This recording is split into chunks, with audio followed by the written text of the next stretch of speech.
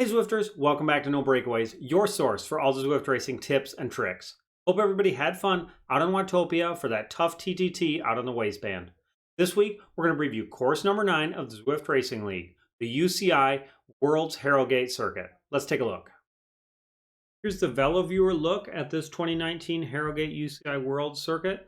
The two laps are going to end up being 27.8 kilometers with 489 meters elevation gain. You are always going up and down on this course, very hilly. Here's a Zwift Hub view of the same course. As you can see, all up or down the entire way. Not too many places to get comfortable other than the downhills where you really need to be taking advantage of these super tuck opportunities. They are almost all downhills where you can super tuck, but you still need to be paying attention. The intermediate points for this race are listed on the WTRL site right now as being first place gets 5 points and fifth place gets 1. I don't anticipate these changing because there are only 4 spots on this course to get the points. The first lap, the Yorkshire KOM and the Yorkshire Sprint, and the same points on the second lap. Let's take a look at the course ride for this week. Here we go. You take a right out of the pens, you come onto the banner, and you start lap 1. Coming up on this right-hand turn, this leads you into Harlow Hill. This happens really quick, so you better make sure you're really warmed up when you come out of the pens because it's going to get hard really quick. Harlow Hill is about 1.6 kilometers long. It's not a very steep grade. Almost all of it should be draftable, but it's still going to be tough right out of the gates. Some people are going to get lost within the first couple kilometers of this race.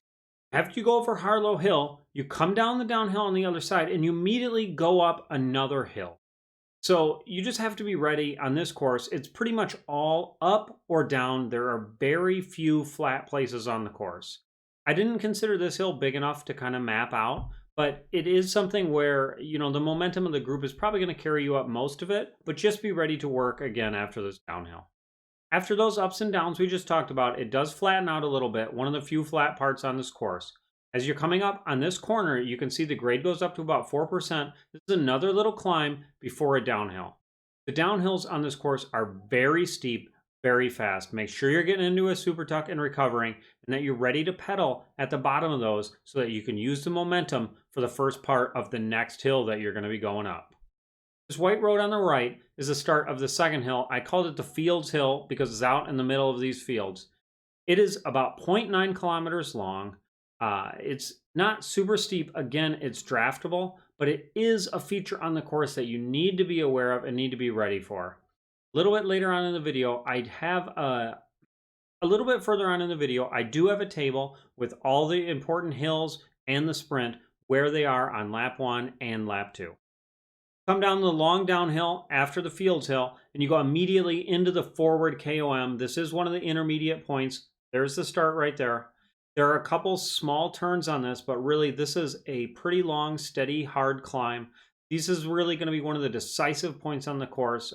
The other hills are really attrition, and these are places where people are going to be throwing attacks left and right, not only to get those points, but also to try to blow this field apart on both the first and second laps. Let's take a look all the way through this hill at a little bit quicker speed so you can see the whole thing.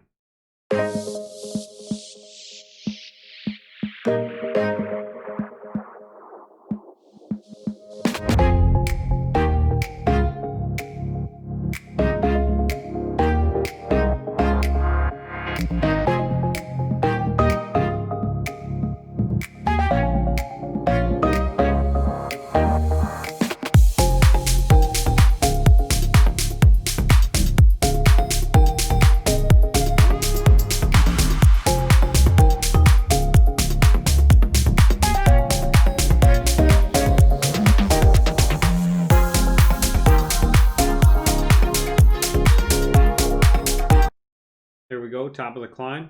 You got a really nice downhill after that. Take advantage of it. It's going to be a really hard climb, so you better rest up on the other side. Coming down this hill into downtown Yorkshire. I don't know if it's actually downtown Yorkshire or not. You take this hard left, and you're up another climb. Another tough feature, you can see that 9, 8, 7% gradient. This isn't super long climb, but it is going to be a tough one, and maybe a good place for an attack, even on lap 1. There are so many places to blow this field apart. you're really going to have to think about how you want to ride this course, and the more you can pre-ride it, probably the better. Coming up on the sprint point, this is going to be about 11.2 kilometers into the first lap when you cross the sprint point. So just be ready, be taking a look at how far you are if you want to kind of measure. After the sprint point, there are some downhills that you can take advantage of. Again, on this course, you're just really going to have to take advantage of these downhills. This is one of the flatter portions of the course, but saving your energy so that you can give everything you have on these climbs later is going to just be so important. I can't overemphasize it.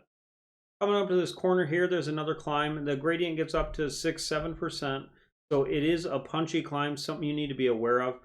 A lot of these climbs are really momentum climbs where you're going to want to put in a little dig before you get to the climb so you can carry enough momentum up where you don't have to absolutely try to kill it up. Here we are coming up on the finish of the course. You're going to come up on this right-hand turn. When you take this right, it goes back uphill to an uphill finish. This finish isn't the same as Richmond in terms of how long the hill is, but it is a pretty steep hill. As you can see there, the gradient goes up to 10%. So you have to be ready to kind of punch over this hill, get ready for long attacks into the finish. It's going to be a really tough sprint. If you're a sprinter, you're going to want to try to ride wheels and get to where it's a little bit flatter and unleash your sprint and hope you have enough. If you're a puncher or a climber, you're going to want to probably make a long bomb for the finish, drag that field out, get rid of your sprinters early so that they're not trying to sit on your wheel. It is going to be a very tactical sprint here at the end, but a fun sprint. And you should be able to use some team tactics here if you have a couple people left in your group to try to attack this finish in a couple different ways. We'll let it run all the way to the finish.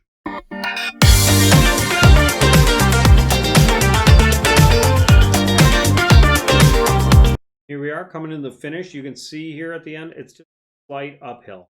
You are going to be doing 2 laps of the Harrogate circuit. So it's going to be important to know all the points on the second lap for Harlow, Fields, Hill, the forward climb, and the sprint. So I really want to emphasize for all categories, there are 2 laps of this circuit you have to do. So it's really important to know where everything is both laps. I would highly encourage you to take a pre-ride, especially of this course. There are just so many things going on.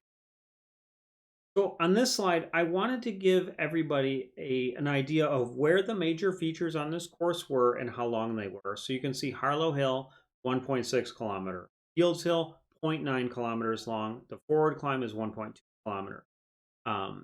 For the feature start columns, this is where you will actually come to the start of the feature on each lap so that you can kind of prep yourself on when these big climbs come. There are a lot of little climbs, and I didn't list them all out. And I will say for the sprint, that is where the end of the sprint is. That's where the sprint banner is. So for the 2019 Harrogate Circuit, my total expected times were taken from the Relentless Into the Red race last weekend, as well as another race that was done today that had quite a few competitors. I expect the Cat A men 37:30 to 39 minutes, 4.4 watts per kilo. I expect the Cat A women to be 40:30 to 42 minutes at about 4.2 watts per kilo. Cat B riders 40 to 41 minutes at 4.0. Cat C 44 to 46, 3.2. Cat D 52:30 to 55 minutes at 0.5 watts per kilo. All right, let's turn it over to Eric for the bike choice. Hey Zwifters, Eric with Zwift Insider here. We're looking at bike recommendations for the UCI Harrogate Worlds course. This is an interesting course in terms of bike choice and just in terms of racing it because it is rarely flat. It's very lumpy. But at the same time, none of the climbs are steep and or long enough for a lightweight bike to really make a difference. The interesting thing, if you look at some of the top performers in terms of aero bikes on this route, in terms of race bikes really, the top performers would be maybe the Tron bike and the S-Works Venge with the disc wheel set. That's what you see a lot of racers racing. Those 2 setups turn in the exact same lap time on this route. But the Tron bike is actually about a second faster up the KOM, the key climb on this route, about a 3-minute climb, about a second faster than the S-Works with the discs, which means the S-Works with the discs is faster on the descents and the flats than the Tron. So where do you want your advantage? Do you want it on the climb, or do you want it on the descents and the flats? Most people are going to choose the climb, which makes the Tron bike the most obvious choice here. So if you don't have the Tron bike, the next best option for high-level Zwifters would be a good fast frame like the S-Works Venge, the Cervelo S5, one of those real slippery frames.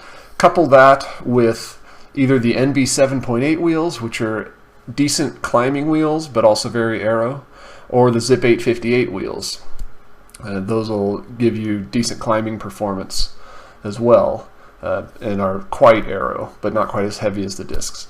If you're not up at those high levels and you don't have access to those top level frames and wheels, go with the Canyon Aero 2021. This is an excellent all-arounder frame, good climber, good aero performance. Couple that with the DT Swiss ARC 62 wheels, which are available at a nice low level for a good price, and that'll be a good all-arounder rig. You could also put the Zip 808 wheels on there; those will perform well also. That's going to be a tough race. I'll see you guys out there. I will hope to hang in the front as long as I can, but it is going to be a challenge. So we'll see you in Yorkshire. Good luck, everybody. Ride on. All right, Zwifters, that's the show for today. Big thanks to Eric for coming on, telling us what bike to use on this tough circuit. If you liked the show, please click like and subscribe below, and I'll see you next week for week 10, the final week of season 1 for the Zwift Racing League.